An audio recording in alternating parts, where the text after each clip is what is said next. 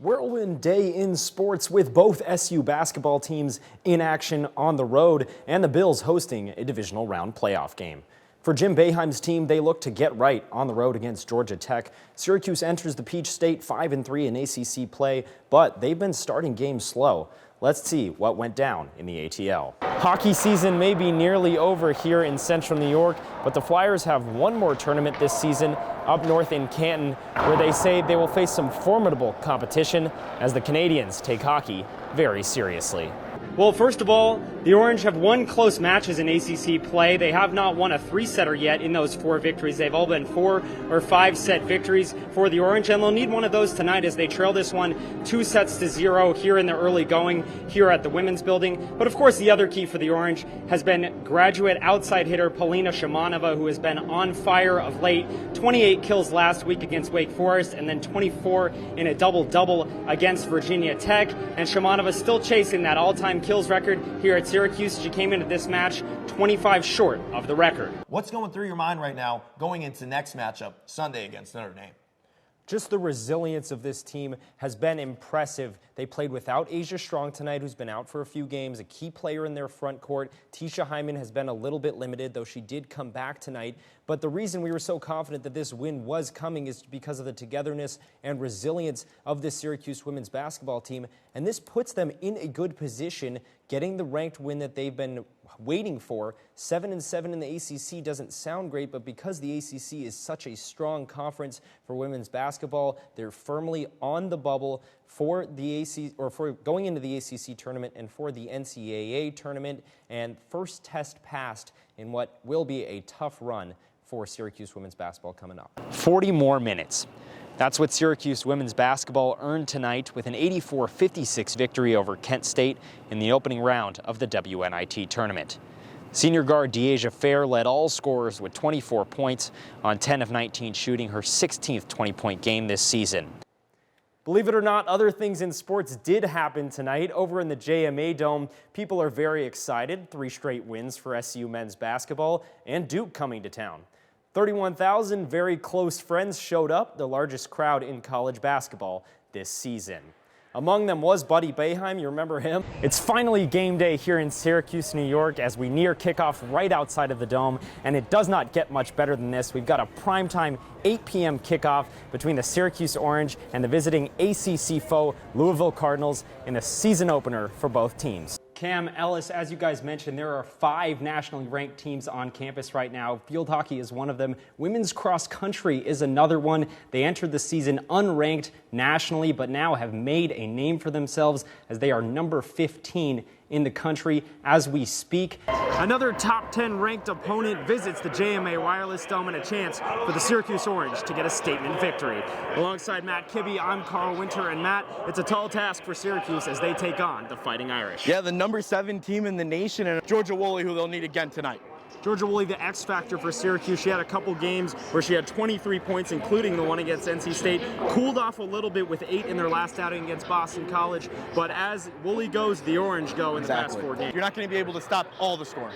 Miles averaging 15-plus points per game, also 7.8 assists per game. She leads the ACC in that category. And Syracuse looking to get a statement victory here. They're 10-1 in the JMA Dome this season, trying to build on that good home record. You really have to defend the Dome here tonight, and you have a really good opportunity to get a statement win. Stick with us here on the Newhouse Sports Media Center. Well, the Orange got double-digit points off of those turnovers, and it's a credit to the guards flying around the floor. Tisha Hyman forcing turnovers. Cheyenne McEvans coming off the bench. She's a stellar defensive player, forcing turnovers as well. And you could see in the second half that translated as they were able to get Coppin State uncomfortable. The Orange getting comfortable running the floor, which is what they love to do in transition, and getting points off of those steals. A milestone night here at NBT Bank Stadium as Mets number 2 prospect Brett Beatty gets his first and second hits here at the AAA level. Same place, same teams, same time, right here tomorrow night, 6:35 p.m. for Dollar Thursday here at NBT Bank Stadium. For the Mets postgame report, I'm Karl Winter.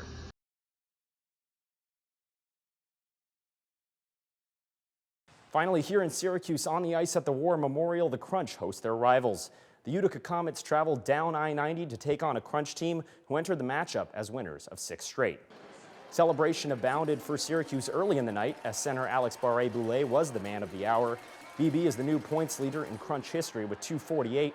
Simon Reifers kept the celebration going with the early goal going top shelf to give Syracuse the lead. In this one, 1-0. In the second, game tied at 1, Graham Clark puts it home for Utica on the power play to give the Comets the lead. Syracuse would equalize. We got some free hockey as this one went to OT tied at 2, but Nolan Foote ended things with a goal just 12 seconds into overtime. Foote and Utica beat their rivals and snapped the Crunch's winning streak at 6. 5 games to talk about all in one evening. I hope you got all of that. Stick around after the break for weather with Stephen Fonte. Temperatures below 0, maybe in our future. But you can't forget why Syracuse has had success this season. A lot of it has to do with the supporting cast. Well, Coach Jack likes to say she doesn't have a go-to player. She has a go-to team. The Orange definitely had a go-to player in the first quarter of this game, but other players did get involved in this one, and they were able to spread the wealth, especially later in this one. As Sanaya Wilson came off the bench to get some contributions late in that first half, and of course, Tisha Hyman getting involved for the Orange as well. How about Hyman? 12 points in that second. Thanks so much for that, Michael. We'll be keeping our eye on Tucker, Bergeron, and Williams on draft day. And speaking of Williams, if my eyes didn't deceive me, Samantha, during that highlight pack of that Garrett Williams one-handed interception, I think you were behind there holding up a camera. What was your perspective, not only on the Williams pick, but also on that SU football season as a whole as they finished 7-6? I sure was. I remember that day. Karl, SU men's basketball looks as bad as I've ever seen them. Can they get back on track at the end of the season? Well, they've got 2 home games coming up. They've got Georgia Tech at home and then Wake Forest, 2 very winnable games to close out the regular season in the ACC. They'll also have some celebrations going on with the 2003 National Championship team coming back. So they have a chance to turn this around, but then you get into the ACC tournament. I don't think anyone really expects them to win that tournament, but if you can build some momentum going into it, maybe they can, go on a run, win a game or 2. I know your indoor track season just came to a close, so what are you looking forward to most with outdoor track on the horizon? I think just getting a chance to push myself to my limits, get some more personal bests. I think the team has very exciting depth throughout the outdoor track season. So as long as the weather starts improving and maybe we can actually go practice on the outdoor track, we'll be fine going into outdoor season. Awesome. Well, I will say, it's cool it's being played at Yankee Stadium. How about that sponsor? New sponsor, Bad Boy Mowers. I don't know about you, but I love the sponsors on those bowl games. It gives it a little bit of flair. The Cheez-It Bowl would have been cool too, or the famous Idaho Potato Bowl, but I do like Bad Boy Mowers. It's got some flair to it for sure. It's catchy, and I feel bad for the broad. What are your first takeaways from how Syracuse can perform in this one? Well, Syracuse's return to the Pinstripe Bowl, definitely the biggest return to Yankee Stadium we've heard about this week, bigger than Aaron Judge, of course. But either way, for the Orange, you have to be excited about the chance to finish the season on a high note at 8-5. As Riley mentioned, the Orange, as we all know, have lost 5 of their last 6, where Minnesota's won 4 of their last 5. So it does depend on if any of the players decide to opt out, but you do want to end the season on a high note, and it's nice to be practicing throughout the holidays with the same team you've practiced with since the summer.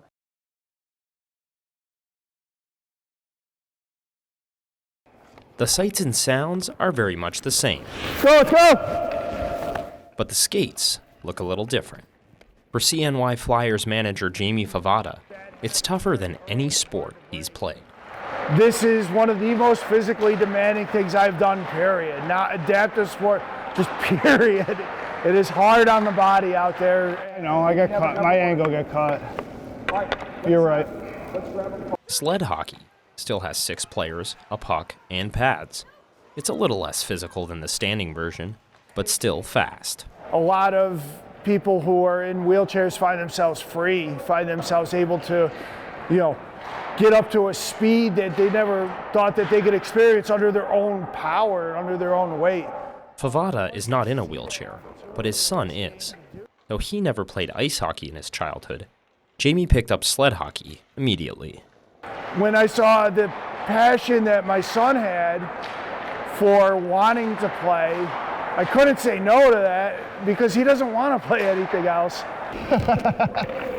Go! Favada knows hockey can be expensive, so the nonprofit Move Along, which organizes the Flyers, tries to alleviate the costs of equipment and ice time. Flyers player Eric Ryan has played sled hockey for 15 years and says the sport is a competitive outlet. It's life-changing.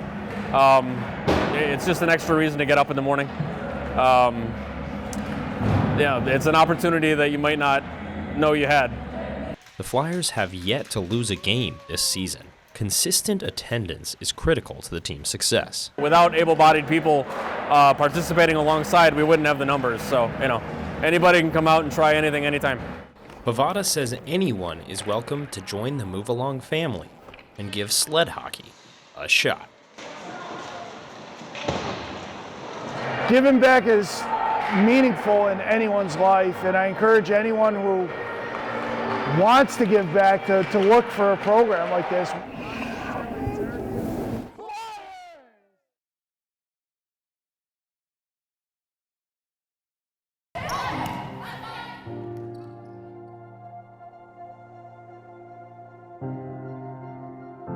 Syracuse women's volleyball is the only team in the ACC with less than 12 players. The man at the helm had 8 weeks to put together a team before the season began.